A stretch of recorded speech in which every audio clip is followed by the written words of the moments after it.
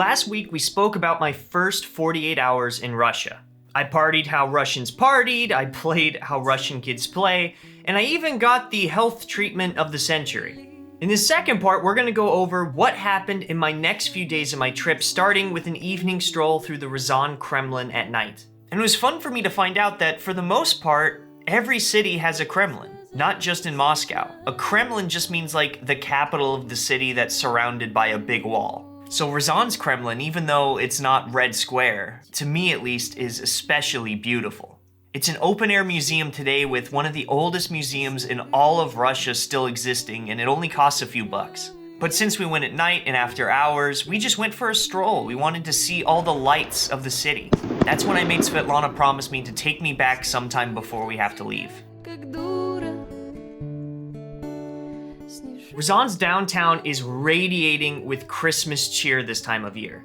Every building on the street is historic, and it's all lined with Christmas lights bouncing off old Lenin's bronze head and the imperial-style architecture that lines all of its main roads. Families gather in groups for photos around the giant ornaments that they have in the parks, and as fun as this is to watch, it's not all that we got to do. When we got cold and hungry, my friend took me to one of the biggest culture shocks I had in my 2 days of my Ryazan trip. We went to a Soviet-themed restaurant to get some real Soviet-era cuisine. This place plays off of nostalgia for the Soviet Union for its theme and its menu, which is all written and priced like you traveled back to the Soviet Union. We had chebureki, which is a sort of fried dumpling, and hot cocoa, which altogether cost us less than $4.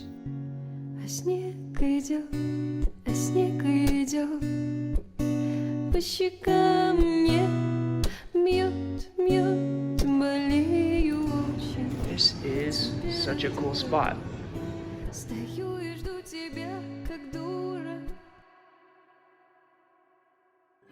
On our second day, I decided to take Sasha and Vadim's offer up for going ice fishing. I've been a lifelong lover of fly fishing, and I've never really had the chance to try ice fishing, so I guess why not in Russia? We walked over some train tracks and into the backwoods next to a farm where there was a frozen lake. And just look at this place. It's like a painting, but I'm able to record it.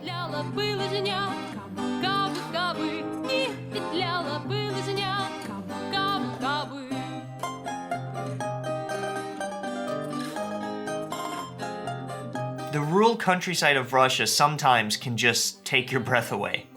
The boys brought all sorts of equipment and doodads to drill holes and leave bait fish and worms on some of the line to sit out overnight. So I guess the lesson here for Russian ice fishing is more about patience than intense passion.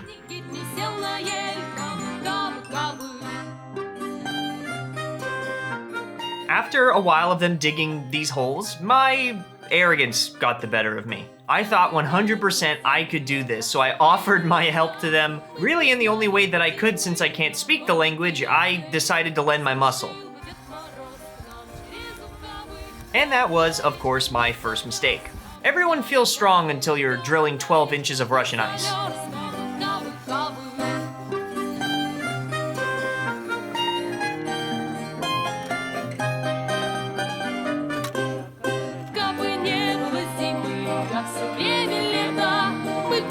A long, fruitless battle was fought and eventually lost. I finally conceded my defeat respectfully to the ice, and I left the hard work to the hard-working fishermen. But when the real men were done, they did have another job for the rest of us to do. We broke out the whiskey and began having a small picnic for them to keep them warm and, I guess we'll say, focused? Ты, блядь, не в ту сторону крутишь, блядь. Говорю, не трогай, ты идите, мать, блядь. The traps are all set, the stage is lit, and we decided to leave and probably not come back. As I said, this fishing is more patience than passion, and I'm more of a passion boy. Although that night I heard they caught several really nice pikefish in that lake, so congratulations, boys. Fortune favors the bold and brave and drunk. So Svetlana and I broke away to go back to the Kremlin to see it in the daylight, and it was even more beautiful than I saw the night before. It's still a functioning monastery today and has the oldest standing buildings in the city. The main cathedrals and churches date back to the 15th and 16th century. This main cathedral was actually burned down by raiding Tartarian hordes in the 17th century. But you can see on some of the columns, the original art has been preserved still. And actually, Tsar Nicholas II visited here for a church service with his entire family before he was murdered by the Soviets. The building, though, is sadly falling down slowly. You can actually see the bricks drifting from the outside. So the state opened this place up for anyone to come and film and see, hoping that the many photos and videos will preserve its beauty for future generations after it will eventually fall down. So in some small way, I like to think that this video is helping to preserve this place and this time for future generations to see and learn from, even if it's only one piece out of millions.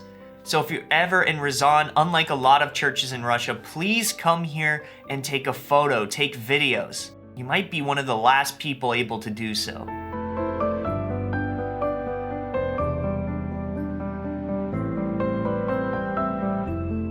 Now, the museum building was built by a prince of Ryazan in the 14th century and has a really cool exhibit about the origins of Ryazan and ancient Rus. The museum covers the original Viking history of Ruthenia and the princes specific to the Rurik dynasty here. It also has tons of original pieces from all over the history of this region. Things that you won't see in any Moscow museum. Even just being inside, you're walking through the former manor of a prince of Ruthenia. You're literally walking through history. You're not just looking at the relics of it, but the walls of this museum lived princes. It also has a small kitchen in the monastery, so if you'd like to have some food cooked by church workers, the soup we had was very good and very affordable. While we were eating, we got a call from her older brother, Vadim, who offered to bring us to an old school gymnasium where something cool was going on. So we walked across town and over to an old soccer field, and I couldn't believe my eyes. They flooded it to make a makeshift ice skating rink. They charge only like $1 for 2 hours of skating, including the skate rental. How could anyone pass up the chance? To boot, it was my first time ever ice skating. So Svet had to help me get going at first, but it turns out your boy is a natural. First time, baby.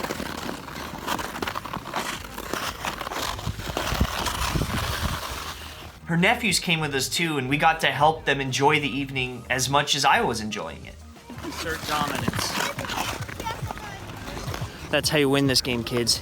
That day was a new experience for both young and old.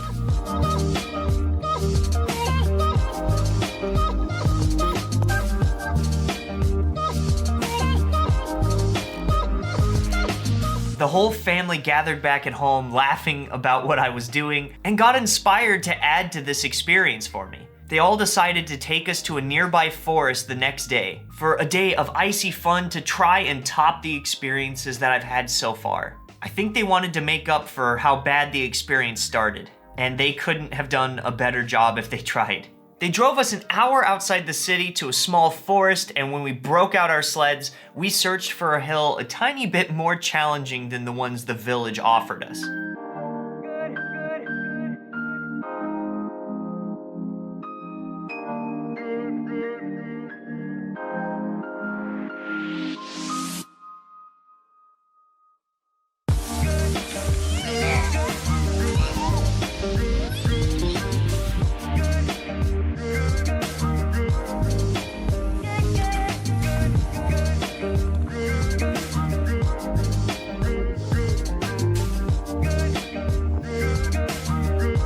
This forest was gorgeous, and I was told that there's buffaloes nearby, although we didn't see any. The hills here are iced and no joke. I got rocketed off the mountains quite a few times before I got the hang of leaning into the turns.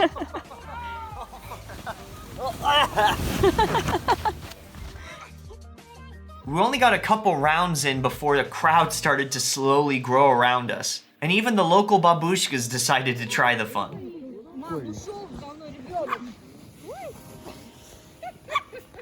That's when I learned another great lesson from this country, that fun has no age limits.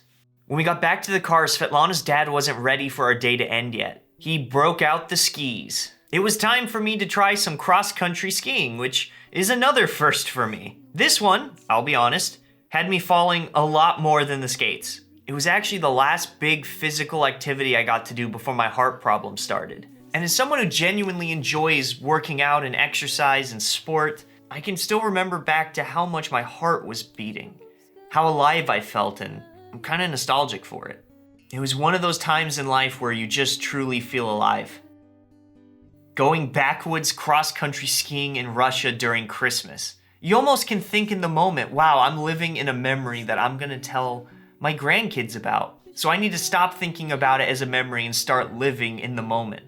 And these memories, this trip, I owe it all to these wonderful people, this wonderful Russian family. This is the video I originally set out to make, showing you what a lot of the media won't show you about this country.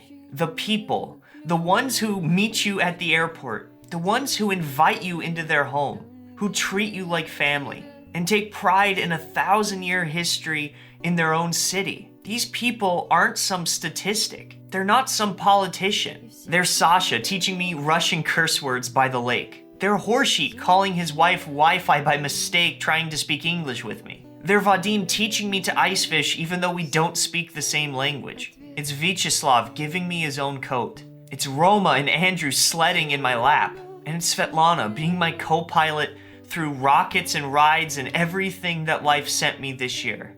That's Russia. At least that's what Russia is to me. А снег идет по щекам